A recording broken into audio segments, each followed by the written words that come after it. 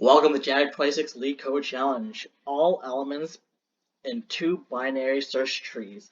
Given two binary search trees, root 1 and root 2, return a list containing all the integers from both trees sorted in ascending order. So you're given root 1, which has the tree 2, 1, 4, and root 2, you have 1, 0, 3, and you want to combine these together and then sort them. That's ideally it. You're given another example here. You have the binary search tree, 1 null 8, and then 8 1 8 1 basically. Combine them both together and then sort them. So the constraints are that the number of the nodes in each tree are ranged between 0 to 5,000, and then the node values between negative 10 to the 5 to 10 to the 5. All right, let's look at some of the hints here. Traverse the tree. List 1, traverse the tree, list 2, combine them together and merge them together and then sort it in one list. Yeah, that's pretty, those are pretty kind of obvious hints there. So let's kind of go about doing that. So to kind of go through each of the trees and look for their values, let's do a depth first search. We're going to do that. Normally I don't like defining another definition within a definition, but for this one I don't think we can go anybody around it, so we define a depth first search where we take in, let's say, the root of the tree, a root, and then if the root is empty, so if not root, return null, or return empty list. If not root, return an empty list. And then what we want to do is, if the root does exist, then we want to return. So we're going to do this recursively. So we do the depth first search of, let's say, root.left plus the root value within the list. So root.val within the list plus the depth first search recursive call to root.right.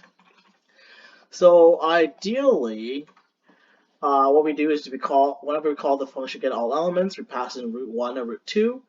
We just call the definition of root, where we pass it in the first value, where we're passing a root value. And if the root is empty, we just return an empty list. And then we can just concatenate it. And then we call depth first search on the root value that we pass through. So we get basically the first element. We get the root on the left, and the root, if it's null, then we do nothing, and then we get the root value. So ideally, we traverse through the depth first search of a binary search tree, and then we just consecutively add all the values together in a list, and this just calls it recursively, so we get each element. And then when we have everything inside an element, might as well just call the so first thing we do is depth first search of root 1 plus depth first search of root 2, and then we want to combine the two lists together and sort them. So let's call sorted. Let's see if this works. So ideally, the simplest way of solving this is just traverse through the two trees from the sorted list values, and then we merge them together, then we sort them. So binary search tree, we could just use a recursive in order depth first search, then form the list in descending order and allows us to maintain the indexes and merge them, and then at the same time. And once we merge, we compare them, and then that's pretty much it. So time complexity is, actually, let me submit the code first. So it's not really fast, it's not really, memory space is not very good either. So you see how it's kind of 30%, 8% here. So let's see. Time complexity is big O of n for depth first search and the sort algorithm as well. So the n for the depth first search and n for the sorted algorithm, so big O of n. Space complexity is big O of n as well. So we have a recursion and the intermediate list that it forms.